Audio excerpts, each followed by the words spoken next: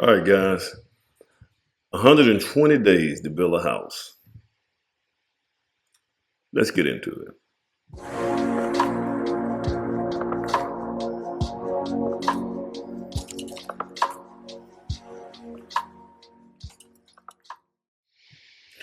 All right, guys. This is me again. This is Emmett Stoneworth, the Alpha Builder, and this right here video was inspired by a friend of mine. We was talking. We was talking about construction time, and he was talking to a production builder. So you got guys, you know that there's custom and production. He's more of a custom builder right now. I think he's trying to move over into the production side. Um, Guys, when you're starting off, if you're getting started as a builder, um, you may want to think about which one you want to be. Now, I get it, man. Sometimes if you're a custom builder and you want to switch over to the production side, sometimes you just got to do it. You just got to just jump into it and just do it, man, and create these systems as you go along. I get that too. That's a good strategy as well. But we were talking about construction times, and I think in his opinion, when he was talking to the guys that were really from a production side, um, they kind of, when I say production, that's like your DR Horton and your bigger home builders, they're track builders, they build a whole bunch of houses at one time. Um, you know, that's the production side. That's just building them and selling them, building them and selling them, and you build just many at one time. The goal with the superintendents are the guys that kind of follow the job, well, they pretty much follow the job site. The goal in the business model was to have those houses built. I think 90, it might have been 120 days. 120 days, that house needs to be ready, punched out. When I say punched out, all that little stuff is done, ready to sell, ready, move in, ready, 120 days. And I don't know, it may be 90 or maybe 120 days, which is roughly 3 to 4 months. Okay. That's their model, and that's what they try to stick to. If they don't get that thing done in that time, we got a problem. Now, I can understand that if I was a production builder, and I've been doing this for a while, I got a fine-tuned, well-oiled machine that's been working like this right here. I could understand that model. That's probably how you want to get it done because, on the production side, when you're a production builder, guys, there's a couple of different things that you got in place.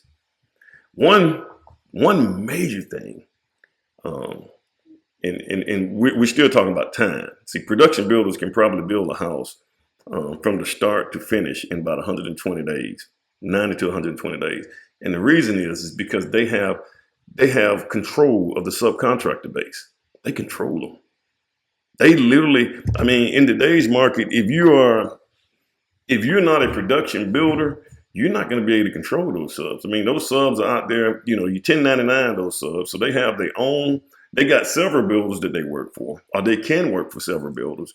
But if you're a production guy, you need to keep that guy right there. I need to be your sole person. I need to be the one. This is all you do. You work for me. And so those guys kind of get locked into a little system where it hurts both of them if they part ways. For the subcontractor. So say for instance, if I got a plumber, that's my subcontractor, and I got him working for me. I know that would happen. And I have him working for me, and he's doing all my production homes. Then the issue with that would be that he can't break. If he broke away, he doesn't have any more clients. He doesn't have any more builders because he let all that go. He only works for me. He only does most of my stuff because I'm a production builder. And so they got a relationship that they can't let each other go. The builder himself, now builders are always going to probably be out there soliciting. There's always somebody else that want to come in and remove that plumber and take his spot. There's always somebody out there that want to take his spot. There's always somebody nipping at him, trying to get him. So the builder got that luxury. It's got this other guy right here. He's ready to take your spot. That plumber can't do, they have to, and then sometimes that builder may say, hey, I'm gonna drop your cost. He got to suck that up because he knows if he get back out here, he doesn't have the clientele anymore. Or he has to build that clientele, so he don't want to do that. So he want to kind of keep everything maintained. But as a custom builder or a smaller builder, or a builder just getting started, you don't have that. You don't have these subcontractors locked in like that. And you can't because you're only doing maybe 1 or 2, 3 jobs, 4, 5 jobs, maybe. You might have 10 houses in a year. Production guys build 200, 300 houses a year. The guys just in town, just here in Alabama, just right here in Birmingham, they building 200, 300 houses a year. So they locking these guys down. So as a custom builder or a builder just getting started, you really don't have that luxury. You don't have it like that. Just coming out the gate.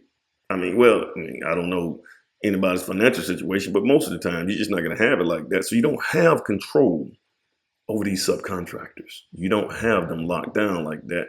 So you don't have them at your beck and call where they can jump on these job sites and do what you need them to do and move to the next job.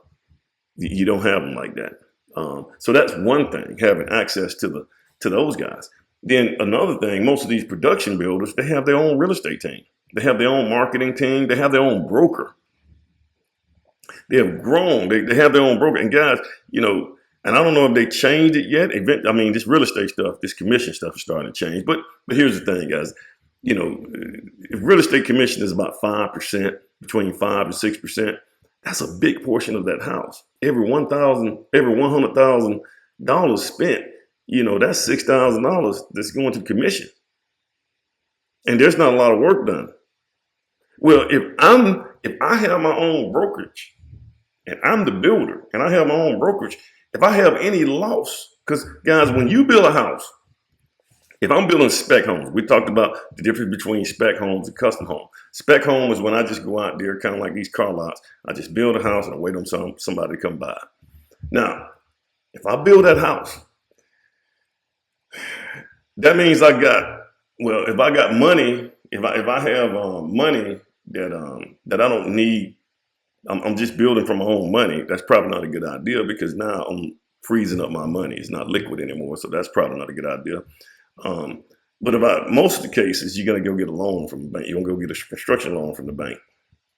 Once you get that construction loan, every time you draw from that loan, you're gonna pay interest on that loan. So that's the way it works. So now you're dealing with interest. But if I have my own real estate team, I have my own brokerage, any money that I lose on the back end, say for instance, I built that house, it had to sit for 6 months. So I had to pay 6 months of interest on that house, which probably $12,000 or whatever it is. Interest rates are almost doubled now. So if I have to pay that, then that can be compensated because I own the real estate brokerage. I can balance that out with the real estate commissions. Not only that, most of these big guys like D.R. Hortons, and I know some of these guys, and I know the guys here. I know one of the bigger guys. I'm not going to say his name here. One of the bigger production guys. I know the builder himself, and I also know one of the main superintendents very well. Those guys, man, they even have their own mortgage company. They have their own mortgage. So even if I lose money, guys, they have a system. They got their own mortgage. They got their own real estate guys. They control the subcontractors. They even buy in bulk. They're not buying lumber like we go buy lumber from 84 Lumber or some of these lumber companies. No, they buy their own bulk lumber from the mill. This is what these guys, they got their own estimators in-house. Estimators are engaging with the superintendents to make sure that they sucking the profit out of this thing. Make sure lumber is not misappropriated. They're watching these jobs. They have their own guys. I'm telling you, I talk to these guys. They have their own Q&A person. They have their own Q&A person. They have actually 2 of them. The one that I talked to, they got 2 of them. They got one person that comes in. They got one person that's hired with them, and then they have an outside Q&A person that they hire to come out and check everything. During the framing stage, they check everything, make sure to look everything. And then they have, make sure all the windows in the right place. within inches of wherever they're supposed to be at. Everything was done according to the plans. They checking every last detail. And they have their own Q&A person that's on staff with them that's coming through check. That's all he's focused on. He or she, that's all they're focused on is Q&A, making sure things are done correctly and code compliant. This is what they're doing all day. They have a team, man. They even got engineers. No, well, they got one engineer. And I'm talking to the engineer right now because we got some stuff I need to take care of over in one of the neighborhoods. But guys, they got the only engineer. They got a system, man. They got a system to where they can make that thing happen in 120 days. Now, if I'm a custom builder or I'm a smaller builder and I'm trying to build a house in 120 days and it's just me, or maybe I got one superintendent that works for me, or maybe even two guys that works for me, that's not enough. That's just my opinion. There's just so much detail that's involved in those houses. Sometimes you got to pump the brakes on that thing to make sure you see it all. You got to get in that code book. Hey, okay, did they do the footings right? Did they, there needs to be a checklist on every footings, the walls, every single thing that goes on in that house. There needs to be a Q&A going on in that thing. And I just don't think that it's very difficult if you're just getting started out, man, to try to push one of these things into 120 days. I think, in my opinion, time, because guys, time is the most valuable, resource that you're gonna have. That time, and I get it, man. You want to get these houses done, get them finished, get them sold. Um, you know, but sometimes it may take a little bit longer for the smaller builders because there's so much you got to check, man. There's so much you got to look at. There's so much that's involved, man. You don't have access to the subcontractors like that. Then you got weather that's working on you. You got inspectors. It's a lot of work, man, when you're trying to turn these houses around in 120 days. Now, I get it, man. You can try to do it, but it's quality being sacrificed because you're so focused on time. That's one thing that you really got to pay attention to, builders. Me, I figure, 6 to 8 months. Depends on how big the house. And guys, we're not talking about big houses now. I think when I say the 120 days, you're looking at 1,800 square feet homes. But that's still, man, that's a lot of detail that's going on. Houses have over 300,000 parts. But I can understand it from a production builder that's building actually semi-custom. I get it. That's feasible, man, because you got a team. Like I say, man, you even got your own, man. You got everybody. You got your own decorators in house. You got your own superintendent. In most cases, the superintendent is joint owners in the company. That's a good setup. But have your own mortgage people too. Have your own mortgage team.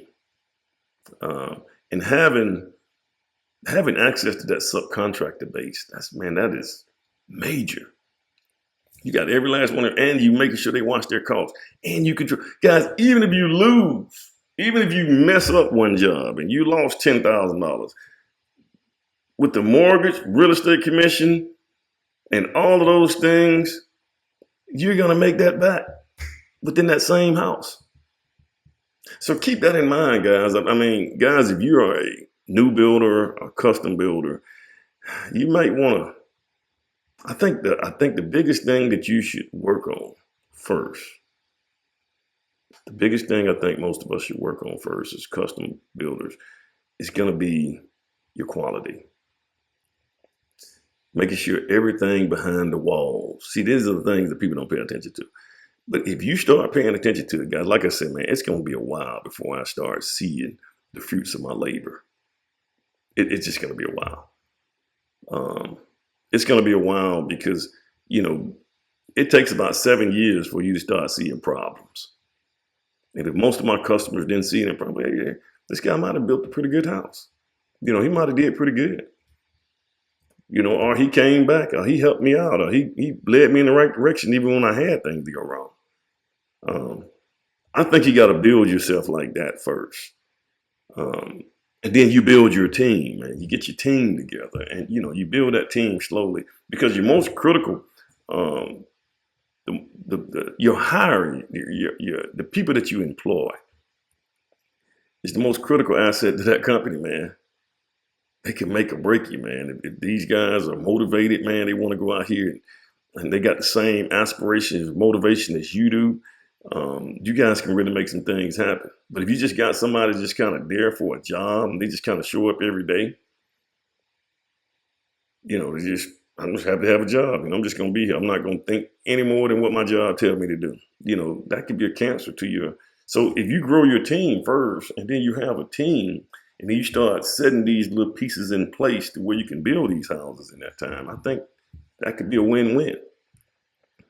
So guys, let me know, like, share, subscribe, guys. Once again, I do have a members channel, guys. I go on there and kind of go a little bit heavier into detail on what I'm doing on some of these job sites.